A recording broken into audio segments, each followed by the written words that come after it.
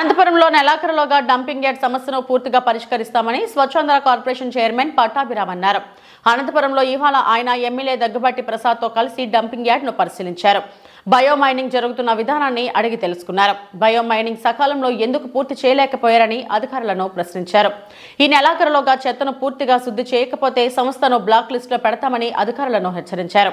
గత వైసీపీ ప్రభుత్వం చెత్తపై పన్ను వేస్తూ ప్రజలను దోచుకుందని ఆరోపించారు. 10 ఎకరాల్లో మొత్తం చెత్తమయంగా చేశారని దీనిని ఈ నెలాఖరులోగా పూర్తి చేస్తామన్నారు. ఈ ప్రాంతంలో పచ్చదనం వెళ్లి విరిసేలా పార్కులు ఏర్పాటు చేస్తామన్నారు.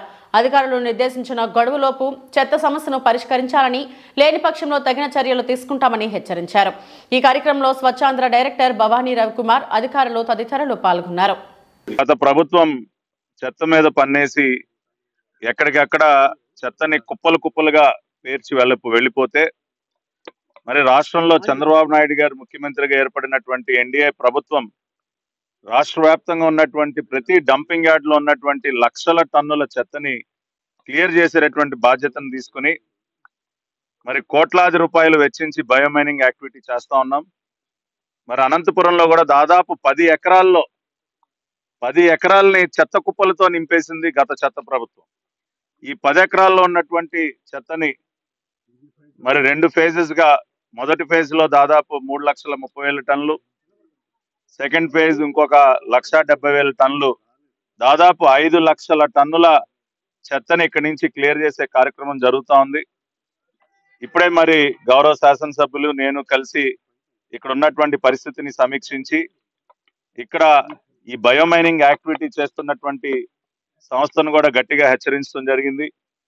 ఈ నెలాఖరు లోపు ఏదైతే ప్రాసెస్డ్ వేస్ట్ ఏదైతే ఉందో, 1,00,000 టన్నులు ప్రాసెస్ చేయబడినటువంటి వేస్ట్ ఏదైతే ఉందో దాని డిస్పోజల్ ని ఈ నెలాఖరు లోపు పూర్తి చేయాలని డెడ్ లైన్ విధించడం జరిగింది. మరి ప్రాసెస్డ్ వేస్ట్ లో ఉన్నటువంటి ఆర్డిఎఫ్ కానీ, ఇనర్ట్స్ కానీ, సిల్ట్ కానీ ఇవన్నీ కూడా ఈ నెలాఖరు లోపు డిస్పోజ్ చేయాలని గట్టిగా టార్గెట్ విధించాం. మిగిలి ఉన్నటువంటి చెత్త ప్రాసెసింగ్ కూడా సంక్రాంతి నాటికి ఆ ప్రాసెసింగ్ యాక్టివిటీ పూర్తి చేసి జనవరి నెలాఖరికి మరి ఈ డంపింగ్ యార్డ్ లో ఇంకా పాత చెత్త అనేది లేకుండా చేయాలని గట్టి సంకల్పంతో పనిచేస్తున్నాం. అదనంగా ఇంకొక ట్రామల్ మెషిన్ కూడా ఇక్కడికి తీసుకురావడం జరిగింది. వచ్చే వారం గురువారానికల్లా అది కూడా ప్రారంభించబోతున్నాం. ఆ విధంగా గట్టి సంకల్పంతో అనంతపురం పట్టణానికి సంబంధించి ఏదైతే గౌరవ ముఖ్యమంత్రి గారు గత ఎన్నికల సందర్భంగా ఏదైతే హామీ ఇచ్చారో ఆ హామీని ఖచ్చితంగా నెరవేర్చి ఇక్కడ ఉన్నటువంటి ఈ లెగసీ వేస్ట్ మొత్తాన్ని కూడా క్లియర్ చేసి దీనిని ఒక సుందరమైనటువంటి గ్రీన్ స్పేస్ గా, పార్క్ గా తయారు చేయబోతున్నాం.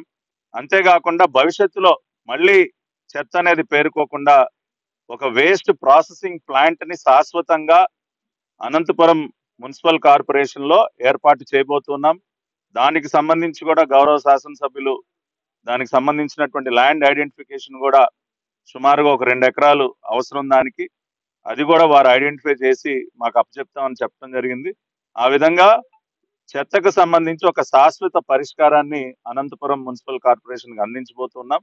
ఆ రకంగా పూర్తి చేయకపోతే అవసరమైతే ఏజెన్సీని టర్మినేట్ చేసైనా సరే ఈ కార్యక్రమాన్ని మేము నిర్దేశిత గడువులో పూర్తి చేసి గౌరవ ముఖ్యమంత్రి గారి ఎన్నికల హామీని నెరవేరుస్తామని చెప్పి స్వచ్ఛాంధ్ర కార్పొరేషన్ చైర్పర్సన్ గా తెలియజేస్తున్నాం.